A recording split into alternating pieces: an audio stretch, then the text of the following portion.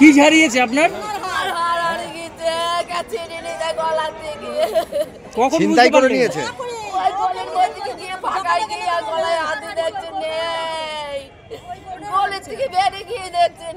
কোথা থেকে এসে আপনি?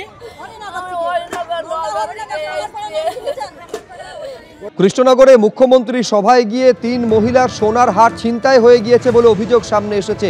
প্রচন্ড ভিড়ের সুযোগে এই 3 মহিলার সোনার হার ছিনতাই বলে অভিযোগ সামনে এসেছে। সভা শেষে তারা যখন ফিরছিলেন বাড়ির উদ্দেশ্যে সেই সময়ই ঘটনা ঘটে। ভীমপুর থানার হরিনগর থেকে মুখ্যমন্ত্রী সভায় যোগ দিতে যান কণিকা পাল, বিজলি বিশ্বাস এবং চন্দনা মণ্ডল। এই 3 জনের সোনার হার ছিনতাই বলে অভিযোগ। কোথা থেকে এসে আপনি?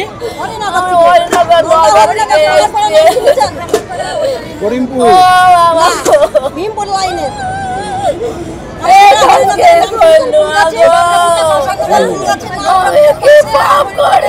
আমার এত শাস্তি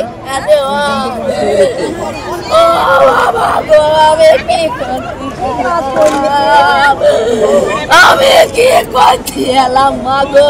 আপনারও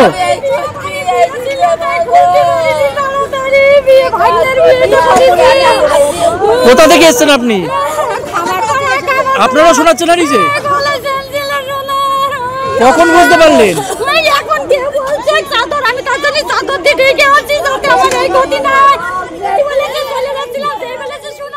এটা উত্তরপ্রদেশ নয়, এটা বাংলা। তোমাদের হুকুম চলবে না, কি বলেছেন মমতা বন্দ্যোপাধ্যায় দেখব। আজকে একটা গরিব হকার তার জিনিস বিক্রি করতে গেছে। সব মিটিংয়ে কেউ না কেউ বিক্রি করতে আসে।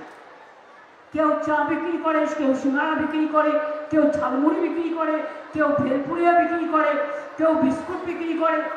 সেও তার মতো বিক্রি করতে গেছে। তার মাথায় তখন ওটা খেলেনি যে আমি এটা বিক্রি করব না ওটা বিক্রি করব। ধরে মেরেছ, কাল সব কটাকে অ্যারেস্ট করেছি, সব কটাকে কাল অ্যারেস্ট করেছি যারা গায়ে হাত দিয়েছে। এটা বাংলা, এটা ইউপি নয়। এখানে তোমাদের গদ্দারি চলবে না,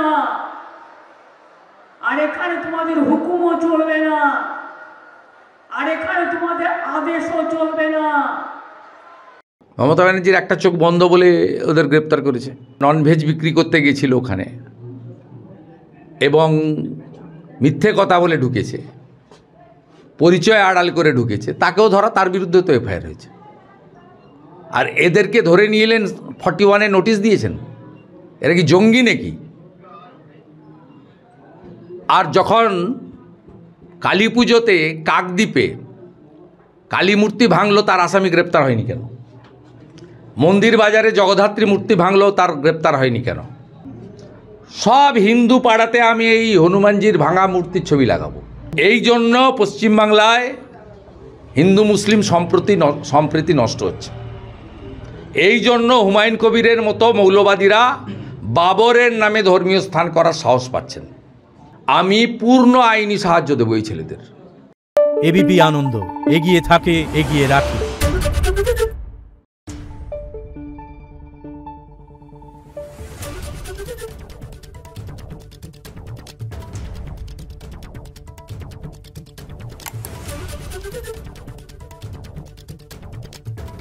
Thank you.